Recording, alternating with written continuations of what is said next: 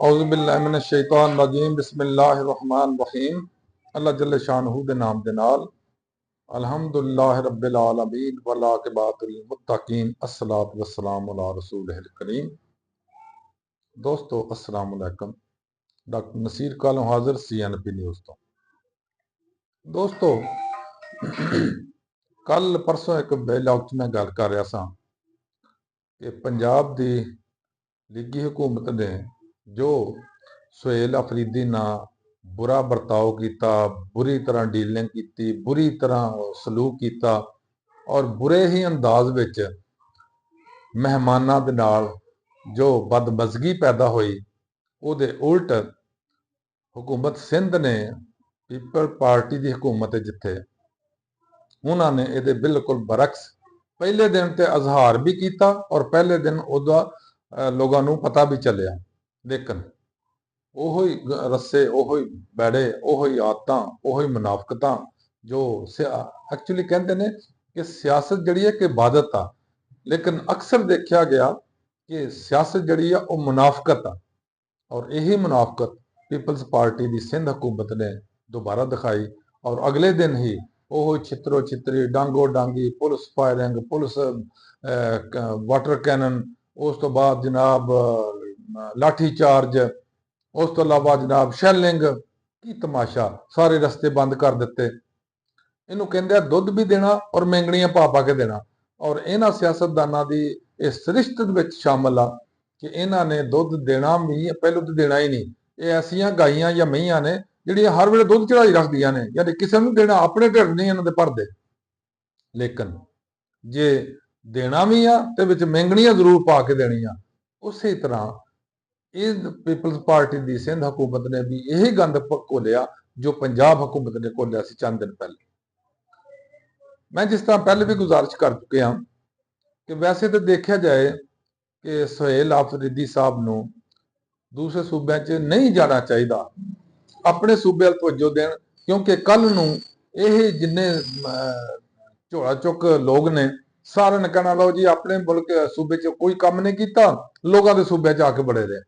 इस वास्ते बहुत बेहतर है कि अपने सूबे च बैठ के अपने लोगों की खिदमत कर और अपनी वर्किंग पावर जी बेहतर कर और अपनी वर्किंग नूं बेहतर तरीके दे नाल पूरा कर, ताकि लोगों को फायदा भी होए और पब्लिक नूं, अगर सूबे की पब्लिक नूं फायदा होगा तो पाकिस्तान का ही फायदा।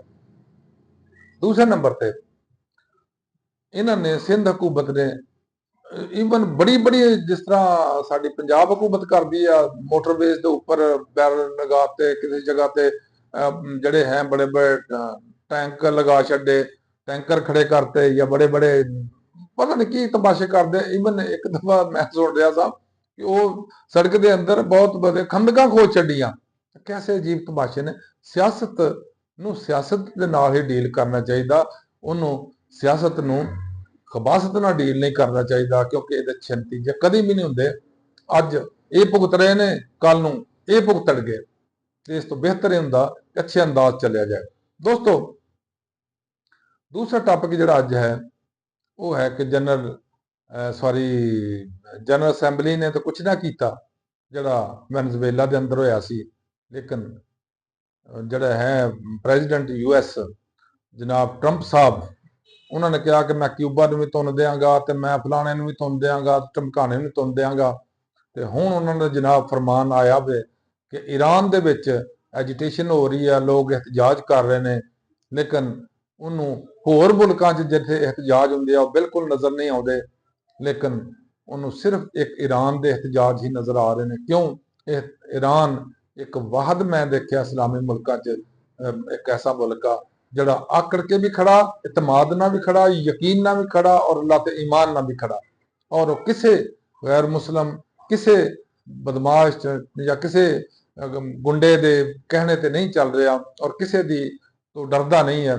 यही वजह कि उत्थे वो घिनौना खेल खेल रही है यूरोपीय यूनियन और अमरीका और इसराइल, यानी एक ट्रायंगल बनी है यूरोप, अमरीका और इसराइल। इन्होंने उत्थे अपने बंदे लॉन्च किए हैं, जड़ियाँ रिपोर्टां दस रही ने कि उत्थे अपने बंदे लॉन्च किए हैं। हालांकि ईरान के अंदर जिथे भी मुजाहरीन होंदे ने सादा ਇhtਜਾਜ ਹੁੰਦਾ ਵੇ, ਉਸ ਤੋਂ ਇਲਾਵਾ ਅੱਗੇ ਨਹੀਂ ਹੁੰਦਾ। ਲੇਕਿਨ ਇੱਕ ਨਵਾਂ ਟ੍ਰੈਂਡ ਇੱਥੇ ਇਹਨਾਂ ਨੇ ਇਹ ਸ਼ੁਰੂ ਕੀਤਾ ਕਿ ਬੰਦੂਕਾਂ ਨਾਲ ਫਾਇਰਿੰਗ ਹੁੰਦੀ ਆ। ਔਰ ਤੁਸੀਂ ਦੇਖਿਆ ਹੋਏਗਾ, ਸੁਣਿਆ ਵੀ ਹੋਏਗਾ ਕਿ ਈਰਾਨ ਦੇ ਅੰਦਰ ਬਹੁਤ ਸਾਰੀ ਅਮਵਾਤ ਜਾਂ ਸ਼ਹਾਦਤਾਂ ਜਿਹੜੀਆਂ ਨੇ ਉਹ ਫੋਰਸਸ ਦੀਆਂ, ਸਿਕਿਉਰਿਟੀ ਫੋਰਸਸ ਦੀਆਂ ਹੋਈਆਂ ਨੇ, ਯਾਨੀ ਪੁਲਿਸ ਦੀਆਂ ਹੋਈਆਂ ਨੇ, ਜਿਹੜੀਆਂ ਉਸ ਨੂੰ ਰੋਕਣ ਦੇ ਵਿੱਚ ਮੁਲੱਵਸ ਸਨ ਜਾਂ ਰੋਕਣ ਦੀ ਕੋਸ਼ਿਸ਼ ਕਰ ਰਹੇ ਸੀ ਕਿ ਉੱਥੇ ਕੋਈ ਮੁਜ਼ਾਹਰੇ ਦੇ ਅੰਦਰ ਕੋਈ ਜ਼ਿਆਦਾ ਤਲਖੀ ਨਾ ਹੋਵੇ ਜਾਂ ਕੋਈ ਤਸ਼ੱਦਦ ਨਾ ਹੋਵੇ। ਲੇਕਿਨ ਇਸ ਦੇ ਬਾਵਜੂਦ ਤਸ਼ੱਦਦ ਪੁਲਿਸ ਵੱਲੋਂ ਨਹੀਂ ਹੋਇਆ, ਸਿਕਿਉਰਿਟੀ ਏਜੰਸੀਆਂ ਵੱਲੋਂ ਨਹੀਂ, ਜਾਂ ਸਿਕਿਉਰਿਟੀ ਫੋਰਸਸ ਵੱਲੋਂ ਨਹੀਂ ਹੋਇਆ, ਬਲਕਿ ਤਸ਼ੱਦਦ ਕਿਹਨਾਂ ਵੱਲੋਂ ਹੋਇਆ। ਈਵਨ ਉਹ ਕਹਿੰਦੇ ਆ 8 5 6 ਵਜੇ ਸ਼ਾਮ ਤੋਂ ਸ਼ੁਰੂ ਕਰਦੇ ਸੀ ਉਹ ਇhtਜਾਜ, ਲੇਕਿਨ ਇਹ ਰਾਤ ਨੂੰ ਕੁਝ ਗੁੰਡੇ ਨਿਕਲਦੇ ਸਨ ਜਿਹੜੇ ਲਾਂਚ ਕੀਤੇ ਗਏ ਨੇ ਬਾਹਰੋਂ, ਇਸਰਾਈਲ ਔਰ ਇਹਨਾਂ ਨੇ ਅਮਰੀਕਾ ਵਗੈਰਾ ਲਾਂਚ ਕੀਤੇ ਨੇ। ਉਹ ਰਾਤ ਨੂੰ ਉੱਠ ਕੇ ਉਹਨਾਂ ਨੇ ਗੰਨਾਂ, ਹਾਲਾਂਕਿ ਕਦੀ ਵੀ ਨਹੀਂ ਆਇਆ ਕਿ ਗੰਨਾਂ, ਤੁਸੀਂ ਪਾਕਿਸਤਾਨ 'ਚ ਦੇਖ ਲਓ ਜਿੰਨੇ ਮੁਜ਼ਾਹਰੀਨ ਆਉਂਦੇ ਨੇ ਕਿਸੇ ਕੋ ਗੰਨਾਂ ਨਹੀਂ ਹੁੰਦੀਆਂ, ਲੇਕਿਨ ਉਹ ਗੰਨਾਂ ਲੈ ਕੇ 200-300 ਬੰਦੇ, ਉਹਨਾਂ ਨੇ ਕਾਫੀ ਸਾਰੀ ਫਾਇਰਿੰਗ ਕੀਤੀ ਜਿਸ 'ਚ ਪਬਲਿਕ ਵੀ ਜ਼ਖਮੀ ਹੋਈ, ਪਬਲਿਕ ਵੀ ਕੁਝ ਉਹਨਾਂ ਦੀ ਮੌਤ ਹੋਈਆਂ। ਔਰ ਖਸੂਸੀ ਤੌਰ ਤੇ ਈਰਾਨ ਦੇ ਅੰਦਰ ਪੁਲਿਸ ਫੋਰਸਸ ਦੇ ਬਹੁਤ ਬੰਦੇ ਜਿਹੜੇ ਆ ਸ਼ਹੀਦ ਹੋਏ ਨੇ, ਜਾਂ ਤੁਸੀਂ ਉਹਨਾਂ ਨੂੰ ਹਲਾਕ ਹੋਏ ਕਹਿ ਸਕਦੇ ਹੋ, ਜੋ ਵੀ ਮਤਲਬ ਮੁਨਾਸਬ ਲਫ਼ਜ਼ ਹੋਵੇ। ਇਹ ਸਾਰੀ ਗੁੰਡਾਗਰਦੀ ਹੋ ਰਹੀ ਆ ਅਮਰੀਕਾ ਔਰ ਇਸਰਾਈਲ ਦੀ, ਕਿਉਂ ਕਿ ਬਾਕੀ ਜਿੰਨੇ ਇਸਲਾਮੀ ਮੁਲਕ ਨੇ ਉਹਨਾਂ ਦੇ ਅੰਦਰ ਤਾਂ ਚੇਲੇ ਚਮਟੇ ਹੈ ਨੇ, ਕਿਸੇ ਨਾ ਕਿਸੇ ਅੰਦਾਜ਼ 'ਚ ਕੰਮ ਕਰ ਰਹੇ ਨੇ। ਉਹਨਾਂ ਨੂੰ ਸਿਰਫ ਹਕੂਮਤ ਬਾਰੇ 'ਚ ਨਹੀਂ ਹੈ ਤੇ ਈਰਾਨ ਦੀ ਨਹੀਂ ਹੈ। ਔਰ ਈਰਾਨ ਦੀ ਹਕੂਮਤ ਨੂੰ ਉਹ ਕਹਿੰਦੇ ਨੇ ਕਿ ਅਸੀਂ ਇਹ ਰਜੀਮ ਚੇਂਜ ਕਰਕੇ ਛੋੜਨਾ, ਹਾਲਾਂਕਿ ਪਹਿਲੇ ਵੀ ਬੜੇ ਅਰਸੇ ਤੋਂ ਕੋਸ਼ਿਸ਼ ਕਰ ਰਹੇ ਨੇ, ਬਹੁਤ ਅਰਸੇ ਤੋਂ।